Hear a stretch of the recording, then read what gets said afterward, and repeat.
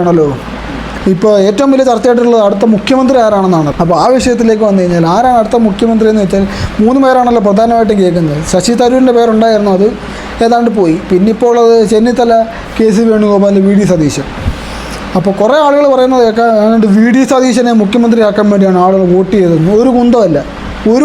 ഇവിടെ പിണറായി വിജയനെ താഴെ ഇറക്കുക എന്നുള്ളതായിരുന്നു ഏറ്റവും വലിയ ആളുകളുടെ സാധാരണക്കാരുടെ ലക്ഷ്യം എന്ന് പറഞ്ഞാൽ. പിണറായി വിജയൻ്റെ ധാർഷ്ട്യം കണ്ടിട്ട്, അപ്പോൾ പിണറായി വിജയൻ എന്ന് വെച്ചാൽ ധാർഷ്ട്യം കാണിക്കാൻ പാടില്ല, എല്ലാവരും ഇങ്ങനെ കുനിഞ്ഞിരിക്കണം, കുനിഞ്ഞിരിക്കണം, ആളുകളെ കണ്ടാൽ ചിരിക്കണം, തമാശ പറയണം, ഇങ്ങനെയൊക്കെ ഏതാണ്ട് ഉമ്മൻചാണ്ടി ലൈനിൽ പോകുന്നതാണ് യഥാർത്ഥ രാഷ്ട്രീയക്കാരനെന്നാണ് നമ്മുടെ നാട്ടിൽ ഒരു ചിന്ത. അഴിമതി എന്തും നടത്താൻ എത്ര വേണേലും കൊള്ള കൊണ്ടുപോകാം, എല്ലായിടത്തും പോയി കല്ലിട്ടിട്ട് അതിൻ്റെ കാശ് മൊത്തം അടിച്ചുകൊണ്ട് പോകാം. പക്ഷേ ഭയങ്കര ആളുകളോട് ചിരിച്ച് നിൽക്കണം, അതൊക്കെ ചെയ്ത് കഴിഞ്ഞാൽ നല്ല ഒരു ജനപ്രതിനിധിയായി മാറും എന്നാണ് നമ്മുടെ നാട്ടിലൊരു പൊതുവികാരം. ഈ പിണറായി വിജയൻ്റെ ഭരണത്തോട്, പിണറായി വിജയൻ്റെ ധാർഷ്ട്യത്തോട് ആളുകൾക്കുണ്ടായിരുന്ന ഒരു വലിയ ഒരു വിപ്രതിപത്തിയാണ് പരമാവധി പിണറായി വിജയനെ താഴെ ഇറക്കുക എന്ന് പറയുന്ന ഒരു ഒറ്റ ലക്ഷ്യം മാത്രമേ ആളുകൾക്കുണ്ടായിരുന്നു.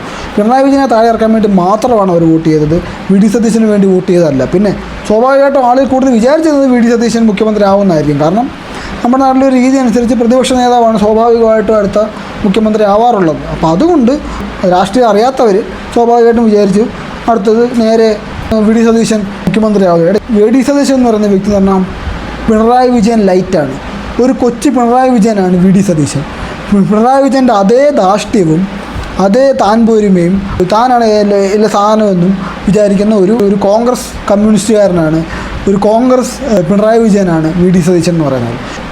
ഈ പിണറായി വിജയൻ കാണിക്കുന്ന ധാർഷ്ട്യം നമുക്ക് മനസ്സിലാക്കാം. പിണറായി വിജയൻ എന്ന് പറഞ്ഞാൽ കമ്മ്യൂണിസ്റ്റ് പാർട്ടിയുടെ നേതാവാണ്. അതായത് കേരളത്തിലെ ഏറ്റവും ശക്തൻ ആരാണെന്ന് ചോദിച്ചാൽ കമ്മ്യൂണിസ്റ്റ് പാർട്ടിയുടെ സെക്രട്ടറി ആയിരിക്കും കേരളത്തിലെ ഏറ്റവും വലിയ ശക്തൻ. ആ കമ്മ്യൂണിസ്റ്റ് പാർട്ടിയുടെ സെക്രട്ടറി ആവുകയും അവിടുന്ന് മുഖ്യമന്ത്രി ആവുകയും, സാധാരണ ഇത് മുഖ്യമന്ത്രി ആകുമ്പോൾ സെക്രട്ടറി ആവുന്നതായിരിക്കും ശക്തി കൂടുതൽ. പിണറായി വിജയൻ്റെ കേസിൽ അതുമില്ല. പിണറായി വിജയനായിരുന്നു സെക്രട്ടറിയേക്കാൾ ശക്തി. ഒരു ഗോവിന്ദനെ ഒരു പാവയായിട്ട് അവിടെ വച്ചിട്ടുണ്ടായിരുന്നതേ ഉള്ളായിരുന്നു. അപ്പോൾ ആ രീതിയിൽ കേരളത്തിലെ ഏറ്റവും കൂടുതൽ ആൾബലമുള്ള, ഏറ്റവും മണി പവറുള്ള, ഏറ്റവും സ്വാധീനശക്തിയുള്ള പാർട്ടിയുടെ സെക്രട്ടറി എന്ന് പറഞ്ഞാൽ CPIMൻ്റെ സെക്രട്ടറിയാണ് കേരളത്തിലെ ഏറ്റവും വലിയ ശക്തൻ. ആ ഏറ്റവും വലിയ ശക്തനാണ് ആ ധാർഷ്ട്യം കാണിക്കുന്നത്. എന്തുകൊണ്ട് ധാർഷ്ട്യം കാണിക്കാമെന്നല്ല ഞാൻ പറയുന്നത്, എന്നിട്ടാണ് പുള്ളി ആ ധാർഷ്ട്യം കാണിച്ചത്. പക്ഷേ VD സതീശൻ കാണിക്കുന്ന ധാർഷ്ട്യം എന്ന് പറഞ്ഞാൽ സ്വന്തം പാർട്ടിയിലെ പോലും ഒരു നേതാവല്ല VD സതീശൻ എന്ന് പറഞ്ഞാൽ. ഇവന് MLA-മാരുടെ അളവെടുത്ത് കഴിഞ്ഞാൽ എത്ര പേർക്ക് VD സതീശൻ മുഖ്യമന്ത്രി ആവണമെന്ന് വെച്ചാൽ ഒറ്റ ഒരുത്തനും പറയത്തില്ല. വളരെ കുറവായിരിക്കും VD സതീശൻ MLA ആവണമെന്ന് അഭിപ്രായപ്പെടുന്ന പാർട്ടിക്കാർ പോലും ഉള്ളത്, പാർട്ടി നേതാക്കളുള്ളത്. അപ്പം അതിന് സ്വന്തം പാർട്ടിയിൽ പോലും ആളുകളെ ഒരുമിച്ച് കൊണ്ടുപോകാൻ കഴിയാത്ത, അല്ലെ അവരുടെയൊക്കെ ലീഡറായി മാറാൻ ശേഷിയില്ലാത്ത ഒരുത്തനാണോ UDF പോലത്തെ ഒരു മുന്നണി?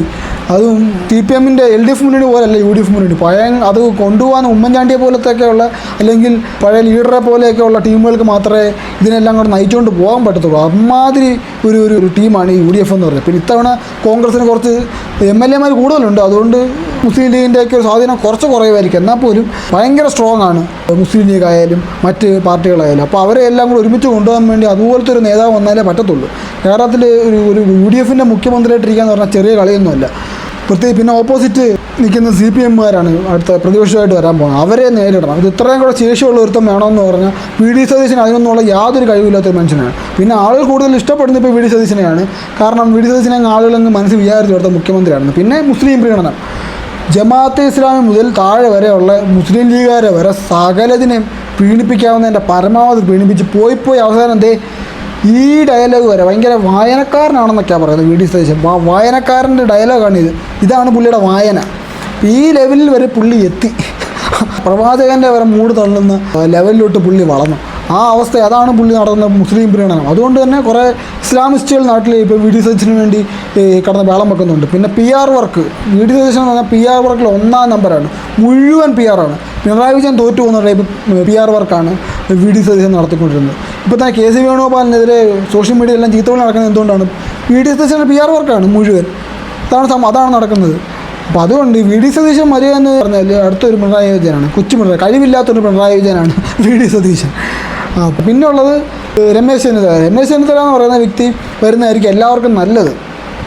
കാരണം പാർട്ടിക്കാർക്കും നല്ലതാണ്, ബാക്കി ജനങ്ങൾക്കും നല്ലതാണ്, സഖ്യകക്ഷികൾക്കും നല്ലതാണ്, ബാക്കി UDFലെ മറ്റ് പാർട്ടിക്കാർക്കും നല്ലതാണ്. കാരണം പുള്ളിയോട് ഇടപെടാൻ എളുപ്പമാണ്.